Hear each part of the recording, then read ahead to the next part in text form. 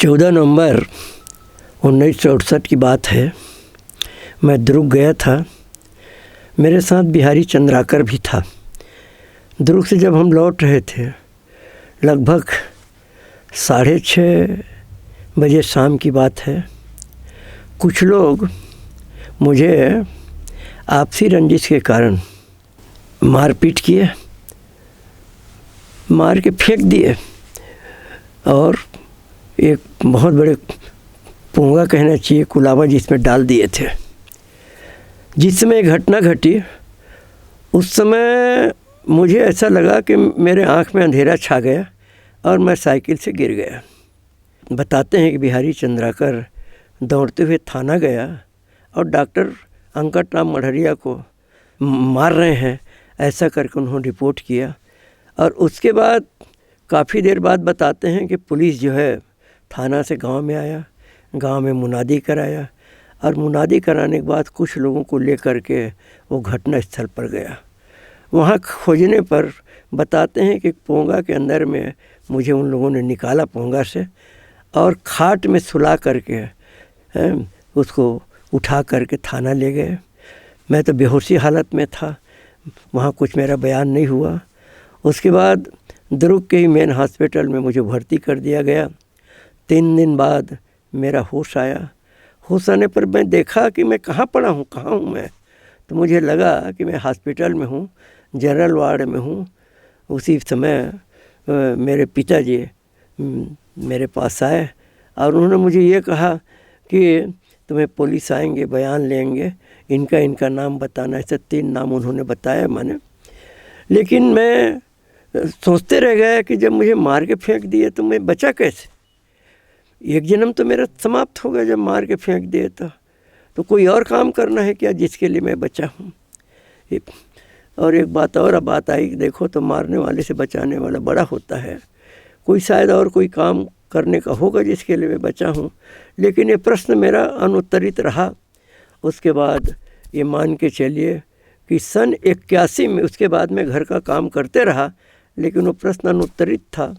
तीर्थ यात्रा जाने के लिए बस जो ले जाते थे वो उसमें बुधराम सांकुरे और पवनदीप कुमार द्विवेदी वो मेरे घर आए दोपहर के समय में और उन्होंने आवाज़ दिया डॉक्टर साहब करके। मैं उठा, फिर उनको अंदर लाया, बिठाया, पानी वगैरह पिलाया और उनको कहा कि भाई बड़ी मजरिया में कैसे तुम आए हो, मैंने कोई विशेष काम है क्या मेरे से ऐसा कर।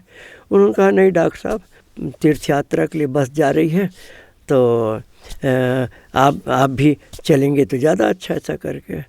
फिर मैं और गांव के 2 लोगों को बुलाया और वो लोग भी जाने के लिए तैयार हो गए और इस प्रकार से हम लोग तीर्थ यात्रा के लिए निकले। सर्वप्रथम मैहर गए, उसके बाद चित्रकूट गए, उसके बाद इलाहाबाद गए, फिर काशी गए, उसके बाद अयोध्या गए और इस तरीके से बस जो है शांति कुंज पहुँची। और शांति कुंज पहुँची, शाम का टाइम हो गया था और वहाँ फ्रेश वगैरह होने के बाद भोजन वगैरह किए, रात में आराम किए।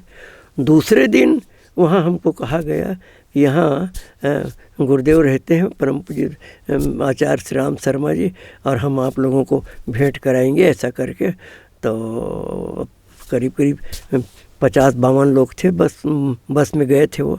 तो जब लाइन लगाए तो मैं सामने खड़े हो गया था और सामने मैं गया, गुरुदेव बैठे थे और उनको प्रणाम किया। प्रणाम करके अब लाइन से सब लोगों को बैठने के लिए कहा जा रहा था, तो मैं गुरुदेव के सामने ही, पैर के सामने ही मैं बैठ गया। माने जब बैठना है तो सामने ही बैठ जाऊं करके।